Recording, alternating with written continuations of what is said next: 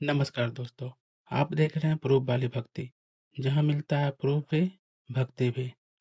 दोस्तों, गणेश जी को सब विघ्नहर्ता कहते हैं, लेकिन क्या आपको पता है गणेश जी का जन्म कैसे हुआ था और कैसे एक छोटे से बालक ने महादेव को भी रोक दिया था? आज की कहानी से पता चलेगा आपको कैसे एक बालक ने महादेव को भी रोक दिया। दोस्तों, कैलाश पर माँ पार्वती अक्सर अकेले होती थी। महादेव तपस्या और काम से बाहर जाते रहते थे।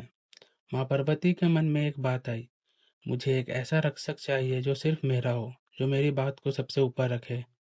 माँ पार्वती स्नान करने जा रही थी, तब उन्होंने अपने शरीर पर जो हल्दी चंदन का लेप लगाया था, उसी से एक बालक का रूप बनाया। और दोस्तों, माँ ने उस बालक में प्राण फूंक दिए और कहा, बेटा तुम मेरे पुत्र हो और मेरे द्वार पर पहरा दोगे। मेरी इजाजत के बिना कोई अंदर नहीं आएगा। ये गणेश जी के जन्म का सच है। गणेश जी माँ पार्वती की शक्ति से जन्म थे। माँ पार्वती अंदर चली गई और गणेश जी गेट पर खड़े हो गए। तभी महादेव वापस आए। महादेव बोले, बालक हट जाओ, मुझे अंदर जाना है। गणेश जी बोले, नहीं, माँ स्नान कर रही है, किसी को भी अंदर जाने की इजाजत नहीं है। दोस्तों, महादेव को आज तक किसी ने नहीं रोका, लेकिन यहाँ एक बालक महादेव को रोक रहा है। तभी महादेव को गुस्सा आ गया। ये कौन है जो मुझे ही रोक रहा है? उन्होंने अपने गणों को बुलाया। दोस्तों, गणेश जी अकेले ही सब गणों पर भारी पड़ने लगे, क्योंकि गणेश जी के अंदर माँ पार्वती की शक्ति थी। इसलिए वो बच्चे नहीं, एक महान योद्धा बन चुके थे। लड़ाई बढ़ते बढ़ते खतरनाक हो गई और दोस्तों, गुस्से में आकर महादेव ने अपने त्रिशूल चला दिया और गणेश जी का सिर अलग हो गया। दोस्तों, गणेश जी ने कोई गलती नहीं की थी, वो बस माँ के आदेश का मान रख रहे थे। जैसे ही माँ पार्वती बाहर आई, उन्होंने देखा उनका बेटा गिरा हुआ है। माँ का दुख सीधे प्रकोप में बदल गया। माँ पार्वती बोली, आपने मेरे पुत्र को क्यों मार दिया? और माँ पार्वती ने महाकाली का रूप ले लिया। देवता कांप गए, कैलाश हिल गए। माँ बोली, मैं प्रलय कर दूंगी।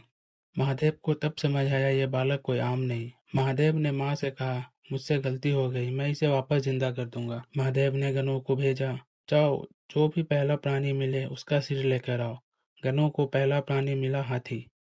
हाथी का सिर लाया गया और महादेव ने गणेश जी के शरीर पर वो हाथी का सिर लगा दिया और उसमें प्राण फूंक दिए।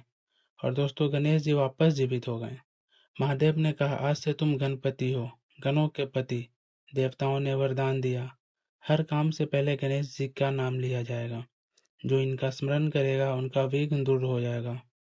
ये प्रथम पूज्य होंगे।